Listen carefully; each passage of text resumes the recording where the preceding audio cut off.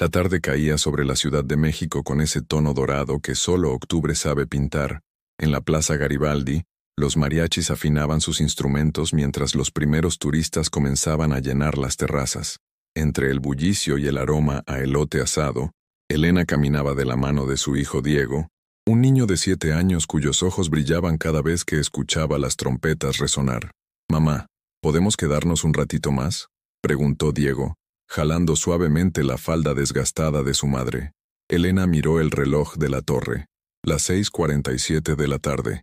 Había prometido a doña Carmen que llegarían antes de las 7 para recoger las costuras que había terminado. Era su única fuente de ingresos desde que Roberto las había abandonado hacía 3 meses, dejándolas con las rentas atrasadas y una nevera que hacía eco. «Solo 5 minutos, mi amor», respondió, acariciando el cabello negro y rebelde de Diego. Se sentaron en una de las bancas de hierro forjado, esas que habían visto pasar generaciones de mexicanos. Diego balanceaba sus piernitas mientras tarareaba «Cielito lindo», la canción que su papá solía cantarle antes de... Elena sacudió la cabeza. No era momento para esos recuerdos. A unos metros de distancia, Alejandro Mendoza observaba la escena desde la terraza del restaurante, donde acababa de cerrar un contrato millonario. A sus 42 años, era dueño de una de las constructoras más importantes del país. Tenía todo lo que el dinero podía comprar: un penthouse en Polanco, autos de lujo, viajes a Europa cada verano. Todo, excepto lo único que realmente deseaba. Su mirada se detuvo en el niño. Había algo en la forma en que Diego miraba a los mariachis, esa mezcla de asombro y alegría pura, que le recordó a sí mismo cuando era pequeño, antes de que el dinero se convirtiera en su única medida de éxito, antes de que Sofía muriera en aquel accidente, llevándose consigo sus sueños de formar una familia. «¿Algo más, señor Mendoza?», preguntó el mesero. «No, gracias. Solo la cuenta». Pero Alejandro no podía apartar la vista del niño. Observó cómo Elena sacaba discretamente de su bolso una bolsa de galletas María, partiéndolas por la mitad para compartirlas con Diego. El niño tomó su mitad y, sin que su madre lo notara, volvió a partirla y le ofreció un pedazo. «Tú también tienes hambre, mamá». Elena sintió un nudo en la garganta. ¿Cómo explicarle a un niño de 7 años que el hambre de una madre es diferente, que se alimenta de ver a su hijo comer, aunque el estómago proteste? «Estoy bien, mi cielo. Cómetela tú». En ese momento, uno de los mariachis se acercó a su mesa.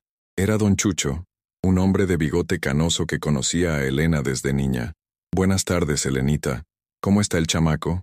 «Aquí andamos, don Chucho. Diego está fascinado con la música». El mariachi sonrió y se agachó hasta quedar a la altura del niño.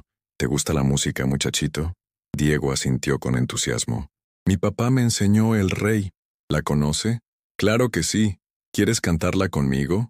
Elena iba a protestar, consciente de que no tenía dinero para pagar, pero don Chucho le guiñó un ojo.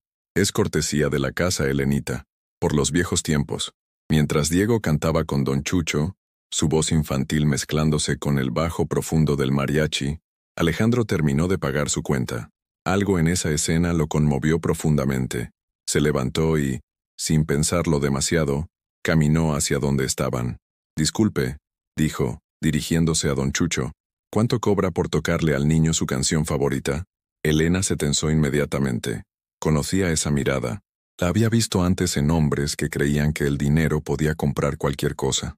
Se levantó rápidamente tomando a Diego de la mano. «No es necesario, señor. Ya nos íbamos».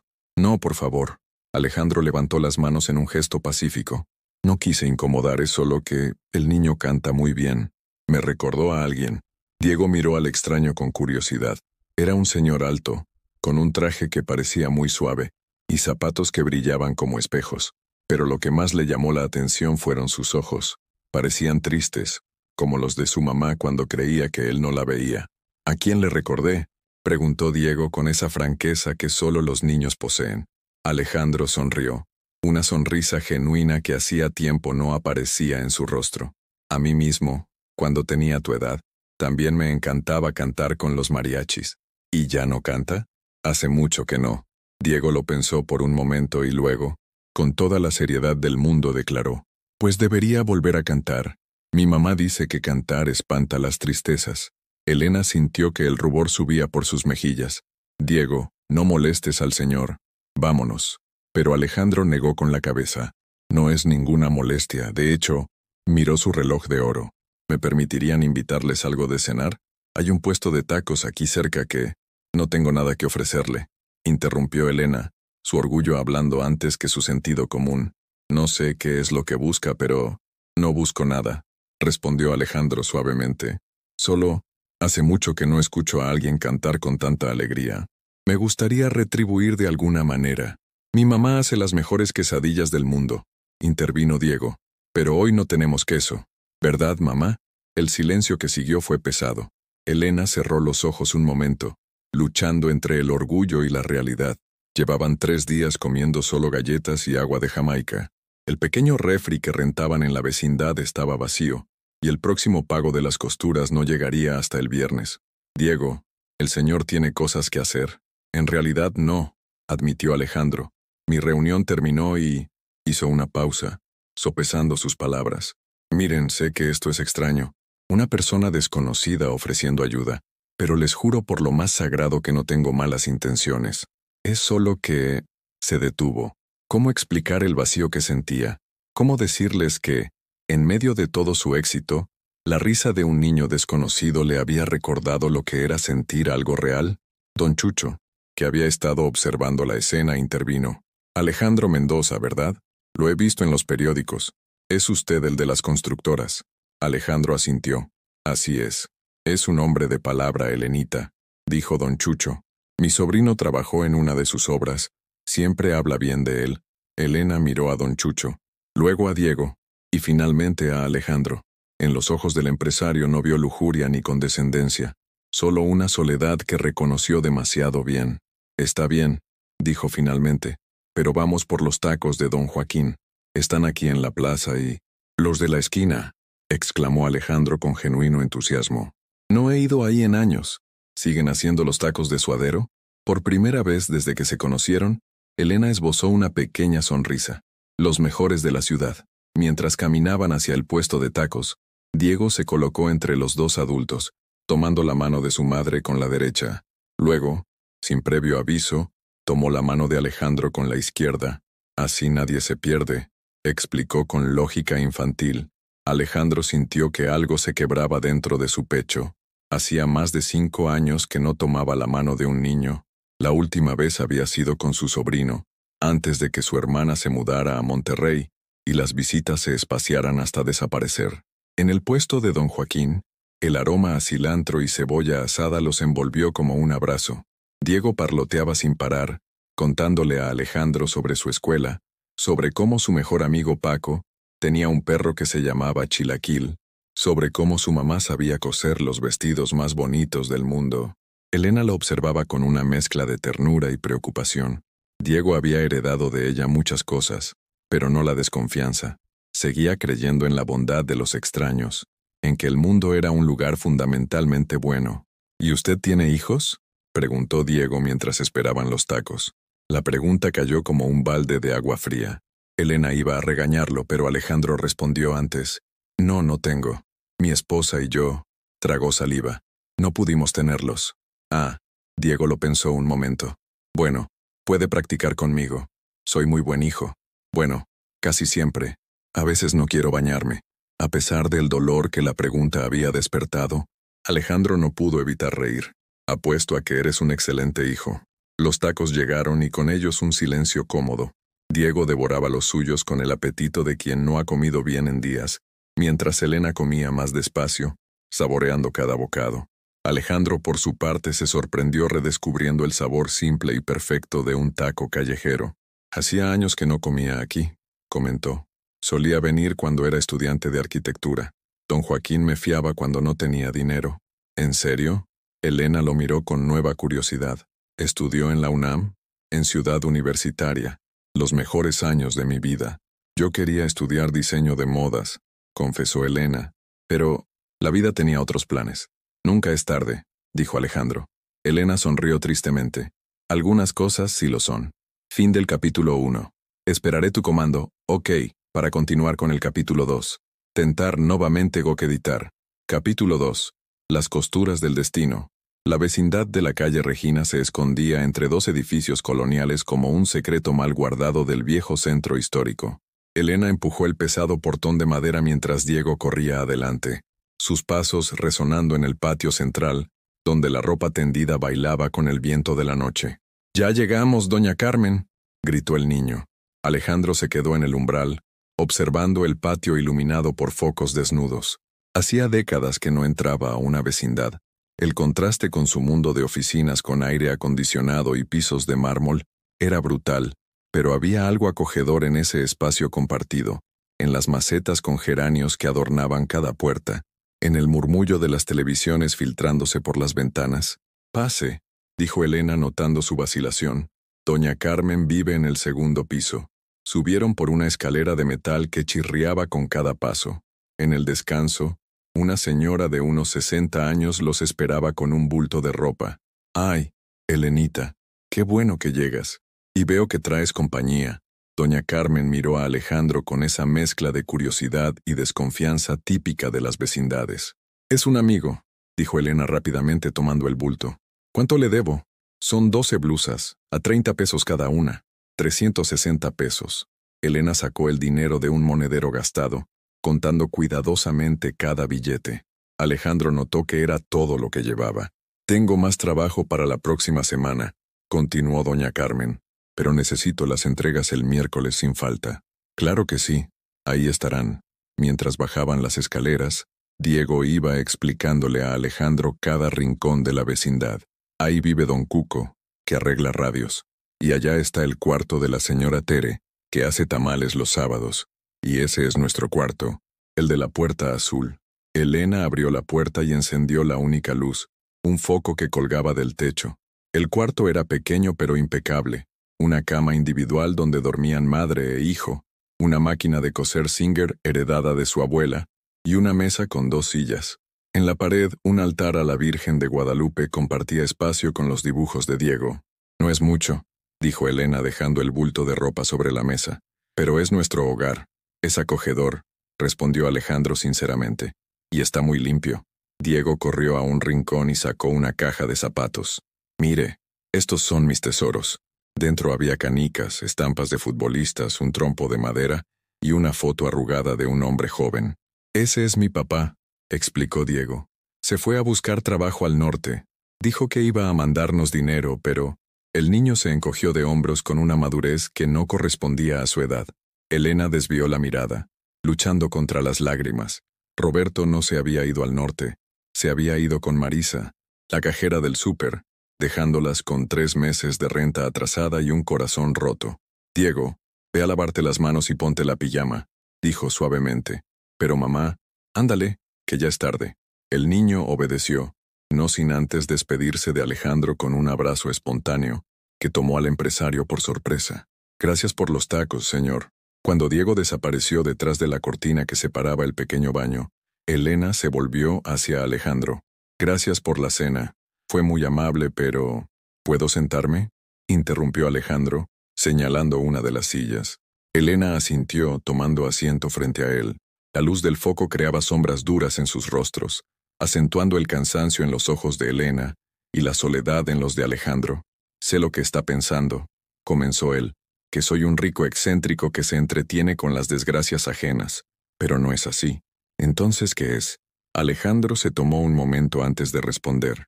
«Hace 5 años mi esposa Sofía murió en un accidente de auto. Íbamos camino a una clínica de fertilidad. Llevábamos 3 años intentando tener hijos sin éxito. Ella estaba tan emocionada con este nuevo tratamiento. Su voz se quebró. Un camión se pasó el alto. Sofía murió al instante». Elena extendió instintivamente su mano sobre la mesa, pero se detuvo a medio camino. «Lo siento mucho. Desde entonces he vivido en automático. Trabajo, como, duermo, repito. Hoy, cuando vi a Diego en la plaza, fue la primera vez en años que sentí algo real. Su alegría, su inocencia, me recordó por qué Sofía y yo queríamos ser padres». El silencio llenó el pequeño cuarto. Afuera, alguien gritaba que vendía elotes y esquites. «No quiero su lástima», dijo Elena finalmente, «ni su caridad. No estoy ofreciendo ninguna de las dos. Estoy…». Alejandro buscó las palabras correctas. Estoy pidiendo permiso para formar parte de sus vidas, aunque sea un poco. Sé que suena extraño, pero es extraño, confirmó Elena. Muy extraño. No conoce nada de nosotros. Tiene razón. Pero sé que es una madre que parte las galletas por la mitad para que alcancen. Sé que Diego canta para espantar sus tristezas. Sé que usted cose hasta tarde para pagar la renta. Y sé que están solos igual que yo. Elena se levantó y caminó hacia la ventana. En el patio, doña Carmen regaba sus geranios mientras tarareaba una canción de José José. Mi madre siempre decía que Dios pone a las personas en nuestro camino por alguna razón, murmuró, pero también me enseñó a ser precavida. Es sabia su madre. Era. Murió hace 2 años. Elena se volvió hacia él. Si voy a considerar esto, necesito reglas claras. Diego es mi prioridad. Si en algún momento siento que esto lo lastima, se acabó, completó Alejandro. Lo entiendo perfectamente. Y no quiero dinero, ni regalos costosos, ni que intente solucionar nuestros problemas con su chequera. ¿Qué tal si empezamos con algo simple?, propuso Alejandro. ¿Podría visitarlos de vez en cuando? Tal vez llevar a Diego al parque, o ayudarlo con sus tareas. Nada más. Elena lo estudió largamente. Había aprendido a leer a las personas por necesidad, a distinguir las intenciones ocultas detrás de las sonrisas. Pero en los ojos de Alejandro solo veía una soledad que reflejaba la suya. «Mamá, ¿ya se fue el señor?» Diego apareció en pijama, con el cabello húmedo. «Aquí estoy, campeón», respondió Alejandro. «¿Va a volver?»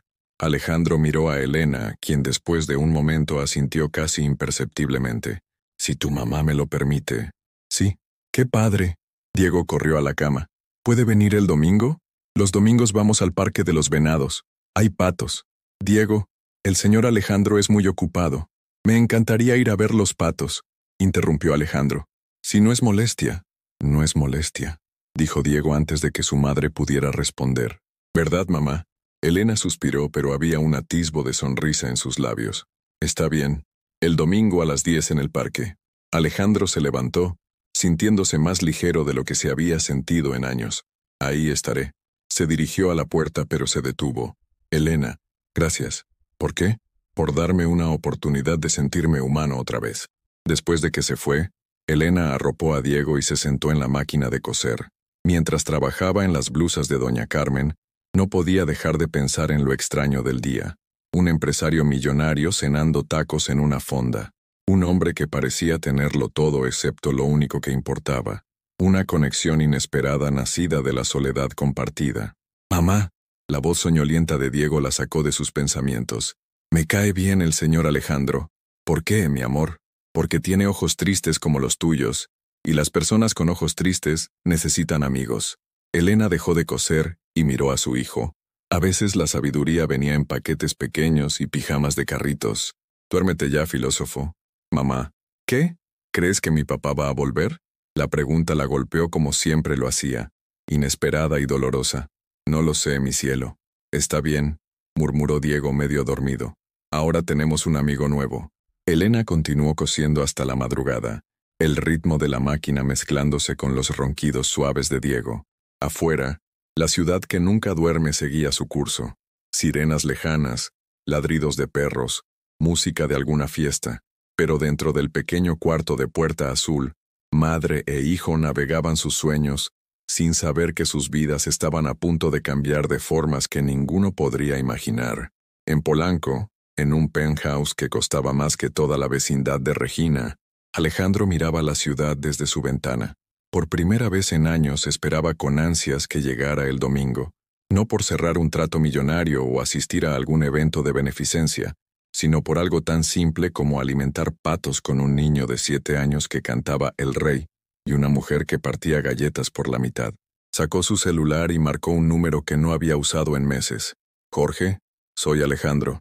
Sí, ya sé que es tarde. Necesito que canceles mi reunión del domingo». «No, no es negociable. Tengo un compromiso importante». Colgó y se sirvió un whisky que no bebió. En su mente resonaban las palabras de Diego.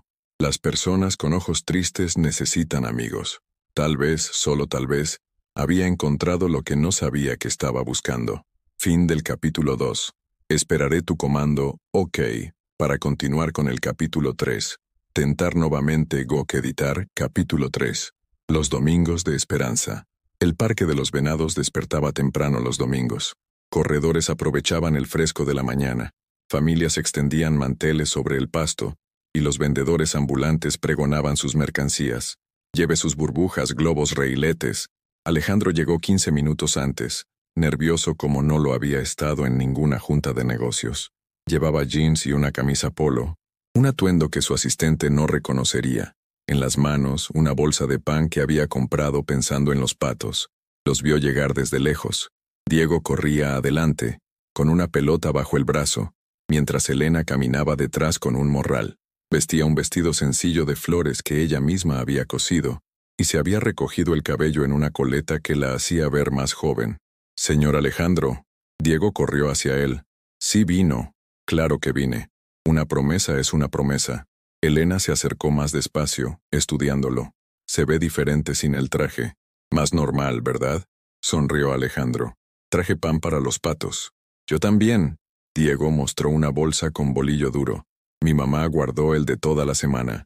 Caminaron hacia el lago artificial donde decenas de patos nadaban perezosamente. Diego inmediatamente comenzó a lanzar pedazos de pan, riendo cuando los patos se amontonaban. «Con cuidado, no tan rápido», advirtió Elena. «Se van a atragantar». «Los patos no se atragantan, mamá», respondió Diego con esa seguridad que solo los niños poseen sobre hechos que acaban de inventar. Alejandro se sentó en el borde del lago, y pronto Diego se ubicó a su lado, parloteando sobre todo y nada. Su maestra de segundo año que ponía estrellas doradas en las tareas, su amigo Paco que sabía eructar el abecedario, cómo había soñado que era astronauta. «¿Y usted qué soñaba cuando era niño?», preguntó Diego. «Soñaba con construir edificios que tocaran las nubes», respondió Alejandro. «Y lo logré». «Entonces, ¿por qué está triste?». Elena iba a intervenir, pero Alejandro le hizo una seña de que estaba bien. «Porque me di cuenta de que los edificios, por más altos que sean, no pueden llenar los vacíos del corazón». Diego lo pensó con esa seriedad que los niños reservan para los grandes misterios de la vida. «Mi mamá dice que los vacíos del corazón se llenan con amor, por eso me abraza mucho. Tu mamá es muy sabia, y da los mejores abrazos del mundo. ¿Quiere uno?». Antes de que Alejandro pudiera responder, Diego lo envolvió en un abrazo apretado. Por un momento, el empresario no supo qué hacer. Hacía tanto tiempo que no recibía afecto físico espontáneo que había olvidado cómo responder. Lentamente, rodeó al niño con sus brazos. Elena observaba la escena con una mezcla de ternura y precaución. Había algo genuino en la forma en que Alejandro interactuaba con Diego, una torpeza que no podía fingirse, como si estuviera aprendiendo un idioma olvidado. «¿Jugamos fut?», propuso Diego cuando se separaron. «Hace años que no juego». «No importa, yo le enseño». Pronto estaban pateando la pelota en el pasto, Diego driblando con sorprendente habilidad, mientras Alejandro intentaba seguirle el ritmo. Elena se sentó en una banca cercana, permitiéndose por primera vez en meses simplemente observar a su hijo ser feliz. «¡Gol!», gritó Diego cuando logró pasar la improvisada portería marcada por 2 mochilas. «Soy el mejor». «Sin duda», jadeó Alejandro, las manos en las rodillas. «Creo que necesito mejorar mi condición física». «Está viejo», diagnosticó Diego con brutal honestidad infantil. «Pero no importa. Mi abuelo también estaba viejo y jugaba conmigo». Se sentaron los tres en el pasto, compartiendo las quesadillas que Elena había preparado. Eran de flor de calabaza, hechas con las pocas cosas que había podido comprar con el dinero de las costuras. «Están deliciosas», comentó Alejandro. «Son de pobres», dijo Diego matter of factly. «Cuando mi papá estaba, comíamos de bistec».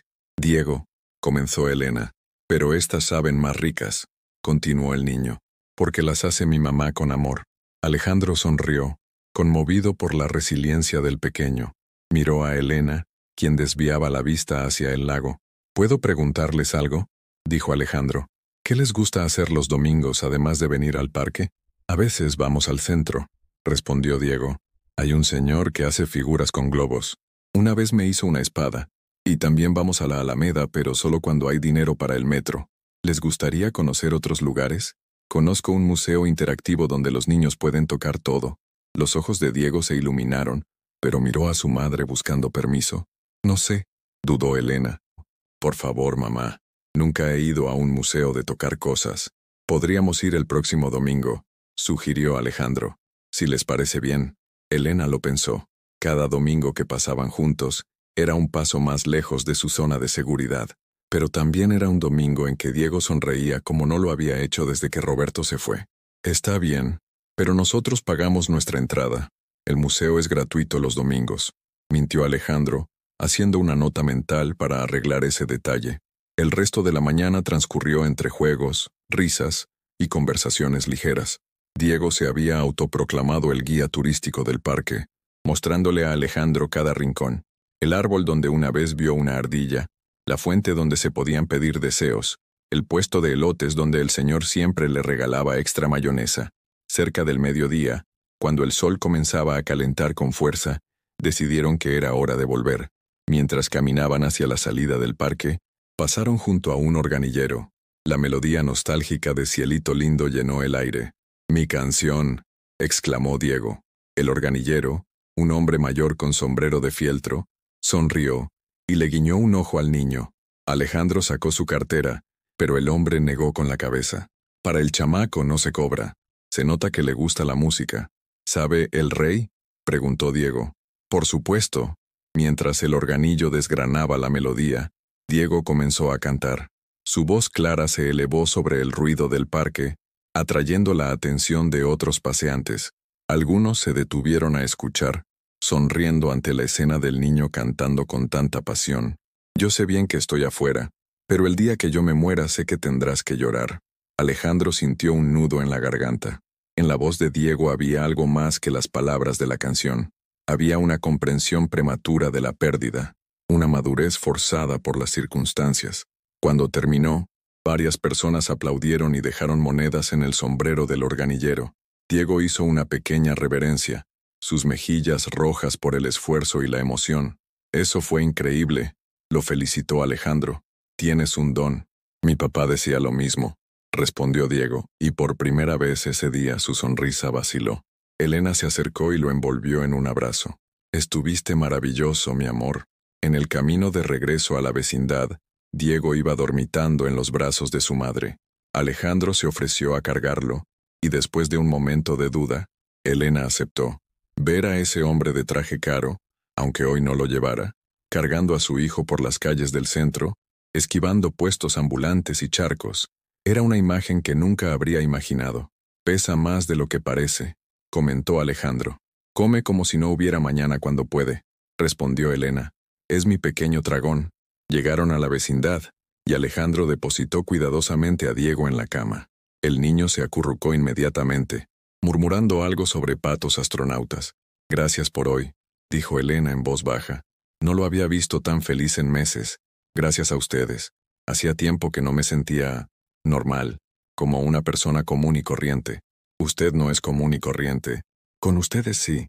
Con ustedes soy solo Alejandro, no el dueño de una constructora o el viudo millonario. Solo un hombre alimentando patos con un niño extraordinario y su valiente madre». Elena lo miró, y por un momento, las barreras que había construido alrededor de su corazón se tambalearon. «El próximo domingo, entonces». «El próximo domingo». Alejandro se fue, pero el pequeño cuarto parecía retener algo de su presencia. Elena se sentó en la máquina de coser, pero por primera vez en mucho tiempo, no sentía la urgencia de trabajar inmediatamente. En lugar de eso, observó a Diego dormir, su carita relajada, libre de preocupaciones. Afuera, las campanas de la iglesia cercana repicaron las 3 de la tarde. Un domingo más había pasado, pero este había sido diferente. Este domingo había traído consigo una brisa de esperanza, tan sutil como el aroma a pan fresco, tan real como la risa de un niño persiguiendo patos. En su penthouse, Alejandro se encontró tarareando «El Rey» mientras preparaba café. Se detuvo frente al retrato de Sofía que mantenía en la sala. «Creo que te habrían gustado», le dijo a la fotografía. «El niño tiene tu misma alegría, esa que ilumina todo a su alrededor. Y Elena tiene tu fortaleza, esa manera de enfrentar la vida sin rendirse». El retrato siguió sonriendo, congelado en el tiempo, pero por primera vez en años, Alejandro sintió que Sofía aprobaría el camino que estaba tomando. Sacó su teléfono y llamó a su asistente. «Marcela, necesito que investigues sobre el Papalote Museo del Niño. Quiero comprar pases anuales». «No, mejor aún, Quiero ver si podemos hacer una donación para que todos los domingos sean gratuitos para familias de bajos recursos. Sí, ya sé que es domingo. Por eso te pago horas extras. Colgó y se sirvió el café. Afuera, la ciudad se extendía bajo el sol de la tarde. En algún lugar de esa inmensidad urbana, un niño soñaba con patos astronautas mientras su madre cosía vestidos y soñaba con futuros mejores. Y por primera vez en mucho tiempo, Alejandro Mendoza, el hombre que construía edificios que tocaban las nubes, se permitió soñar también. No con contratos millonarios o proyectos ambiciosos, sino con domingos en el parque, con risas infantiles, con la posibilidad de que los vacíos del corazón sí podían llenarse.